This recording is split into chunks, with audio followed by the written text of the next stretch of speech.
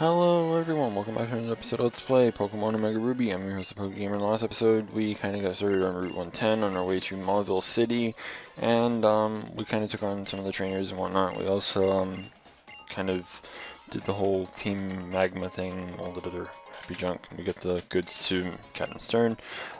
Today we're going to be taking on the Trick House. We can only do one room today because the second room requires Rock Smash and the ability to use it outside of battle, which we cannot do, I think, until after we beat the next gym. So we'll probably end up making a comeback to this towards the later part of the game. But I did want to get at least the first room out of the way because obviously it's on the way to the next city, something to do, you know. So we'll be doing the Trick House first room today, and then we'll be finishing off pretty much a good chunk of Route 110. We won't be able to get to Mauville today because obviously we have to deal with this, we have to deal with our rival, as well as, you know, various NPC battles as well, both in the Trick House and otherwise. So, I mean, there's that. I've been interrupted during my recordings like 3 or 4 times now, and it's been kind of annoying. First time, somehow my libraries folder opened up, and I don't know how that happened. The second time, one of my antivirus things tried to update something on my browser, because obviously there's an add-on that comes with it, and so it interrupted me there. And then I believe there was another interruption that I just don't remember because I got so pissed off about it that I ended up saying, you know, fuck it, and just kept, you know, getting pissy with, you know, having to record it 100,000 times. But hey, what can you do? I'm an angry person, so I mean, I really don't know what else to really kind of say about the fact, but whatever. So, either way, we're going to be taking care of this place today. This isn't very difficult. Obviously, the puzzle's pretty easy. Just have to cut down trees. The scroll's up there. There's also a tree over here, as well as an item. We're just going to cut down the tree so that way we don't have to cut it down later. And we'll go get the item as well, because why not? There's nothing really stopping us. The fast way to get out of this maze, quote unquote, is to go up there through him, and then that way you can just run towards the top and get to the door so you can use the scroll. And, you know, but whatever. She happens to have a Meditite, so I mean, being able to use a fairy move is obviously very nice. Of course, it pretty much always not protects, but uses D-Tech to kind of protect itself. So obviously you're going to end up wasting some PP for it, but I mean, you'll still be able to deal with this thing fairly easy. So I mean, and then she only has one Pokemon, so it's not like it's a huge difficulty or anything like that. But I don't know. Also, I don't know if I mentioned this already. I've tried using the whole Dex Nav thing, the Shiny Chain. I did get a Skitty off of it.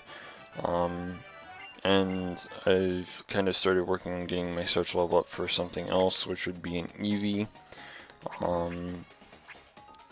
I don't know what I plan on doing in regards to my team, by the way, when it comes to my secret base thing.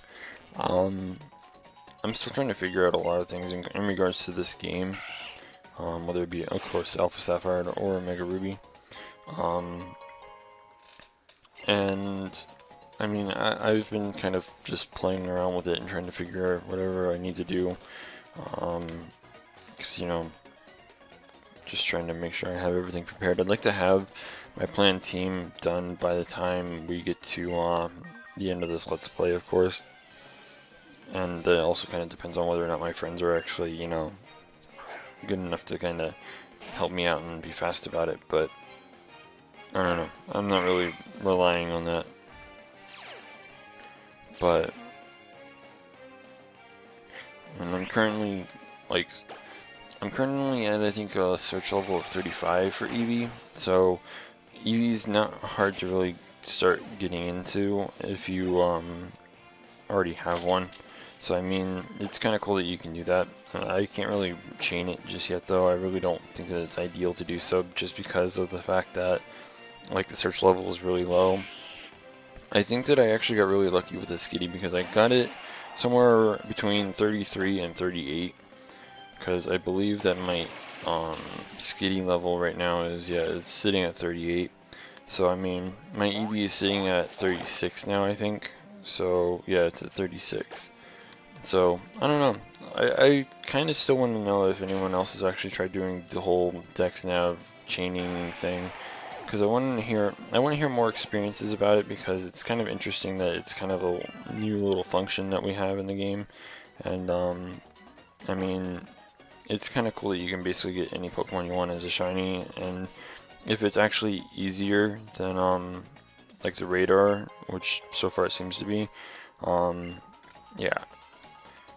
Also, cool fact, the Eevee that I just encountered via the Dex Nav has 3 perfect IVs, which is actually pretty rare, so that's kind of cool. Also, I'm sure that people probably don't care too much about what I'm actually doing on my Dex Nav. The Trick Master, you come here, you get not only the Expert Belt, but you also get the TM for Taunt, which is really nice. I mean, it's a useful TM. We go back in here just to kind of see what the next room is. As I already said, it's Rock Smash, which we can't do just yet.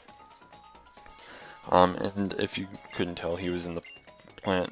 Like, obviously I didn't know where he was exactly, but now obviously we know where he is, so. But it's kind of weird. They don't really do anything to kind of give you a hint as to where he is now. At least I never see it. So, I don't know. It seems weird that it's like that, but like how he tells you, oh, you should buy this, and we got one for free and didn't need to use it. So, I mean, I don't know.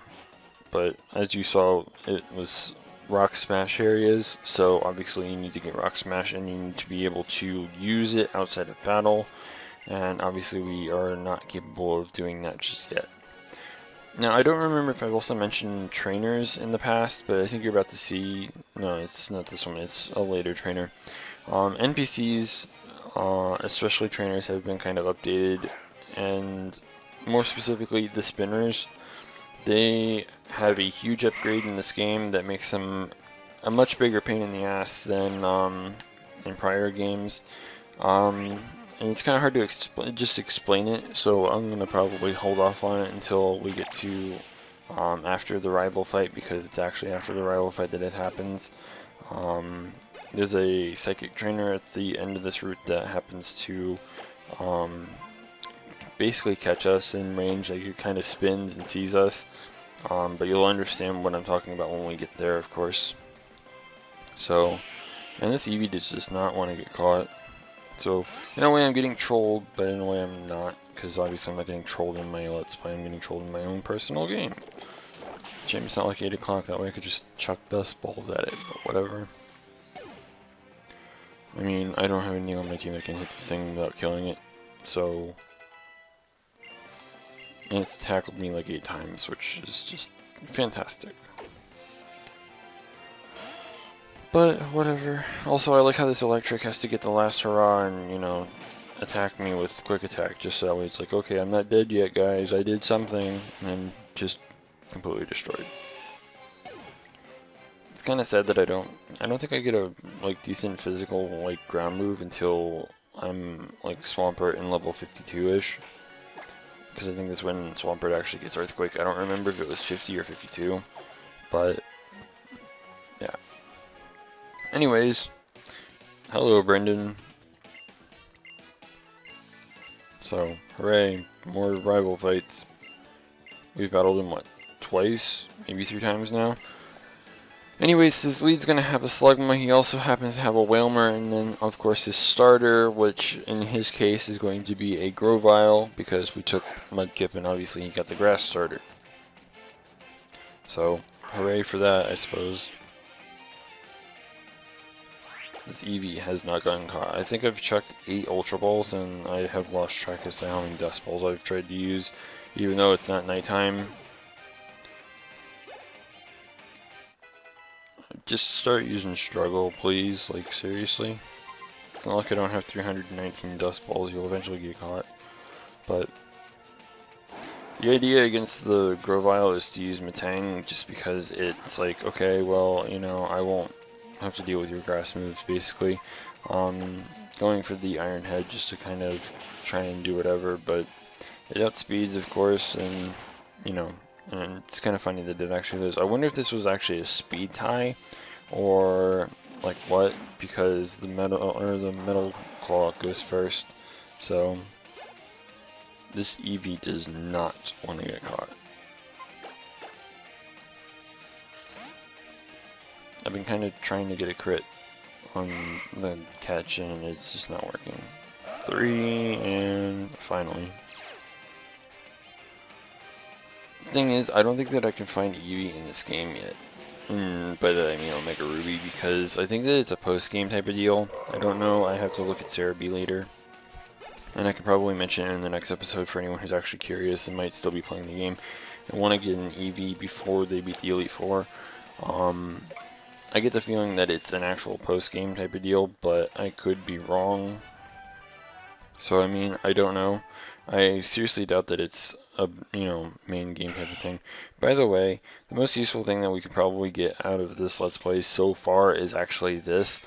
Zigzagoon's obviously really decent at getting the whole HM thing done, but it's also better whenever you happen to have it as a Linoon, because it gets HM moves that it does not get as a Zigzagoon.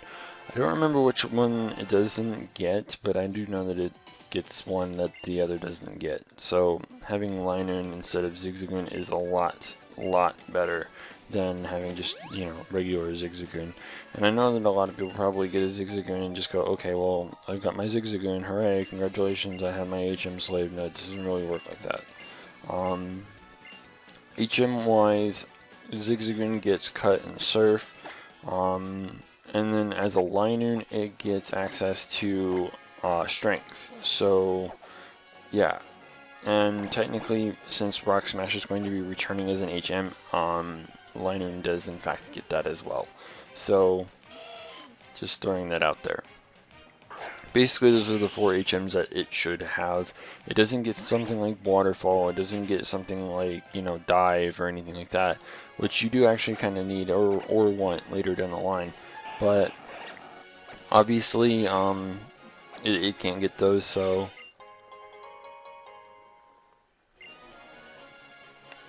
yawn, because, you know, why not? I literally woke up not long ago. My sleep schedule has been fucked, okay? I've been going to bed at like anywhere between 5 and 7 o'clock in the morning. Normally I'm able to get up around 3. I ended up waking up around, I think, 4. And obviously it takes me a bit of time to kind of wake up a little bit and then record the gameplay. And then I have to do editing and then I have to do the commentary. So it takes me about an hour and a half or so to get pretty much everything I need to do done when I wake up. And obviously, I guess I need like 5 hours worth of being awake just to fucking record without getting a single yawn in, because seriously, it's just fucking retarded, and I honestly hate doing the whole yawning thing. Usually it's 1 per episode, sometimes 2, depending on how quickly I decide to get on and start recording almost immediately type of, you know, like one of those type of statuses. By the way, I accidentally clicked the same move here because I was just kind of button mashing A, and hooray, he gets free damage off on me. Funny part is he gets a crit, and then I obviously have to change up my move to Iron Head, and the funny part is I get a crit. So, hooray, crits all over the place, I suppose. Also, I mentioned this before, at level 23, Curlia gets the move Draining Kiss, so it kind of has a Draining Punch, or Drain Punch type of thing, where, you know, just do whatever and get free health back. So it's a pretty cool move to have, especially in an early game type of status like this. So, also the items in the upper one right up there, yeah, it's a free revive. There's also, I think, a Pokeball later down the line in the area. But I think what we're about to see is the spinner that I was talking about. This one over here, as you can see, he's like turned down. As you'll notice in a second, see how he turned up and then he turns over? Even if he turns straight up, basically, if he turns, you're basically in his line of view as he turns, so they will catch you. So spinners have been massively updated to the point where they're a lot harder to like evade. You have to move basically after they change their position, otherwise you're kind of screwed. So I mean, don't know really what else to say about it, of course, but I mean, it's interesting that they updated it to that extent. Maybe they have like some kind of personal vendetta against speedrunners. I don't really know. As you heard, there's a, yeah, like I said, a Pokeball. But I don't know, maybe they have like a personal vendetta against speedrunners or something, because speedrunners hate spinners. They cost you so much time, especially whenever it be like, okay, I don't know if I have enough time to explain it, but experience to them is completely planned out. Their routes are completely planned out, etc. They have to get everything done precisely and efficiently in order to get a record, and obviously that's not easy to do when spinners get involved. Anyways, before we run out of time, in the next episode we're going to make our way into Maulville City, finish off Route 110, and hopefully get our third team member, or not third, fourth. So yeah, be sure to stay tuned for that. If you haven't already, don't forget to rate, comment, subscribe, and until next time, this is the PokeGamer, signing out.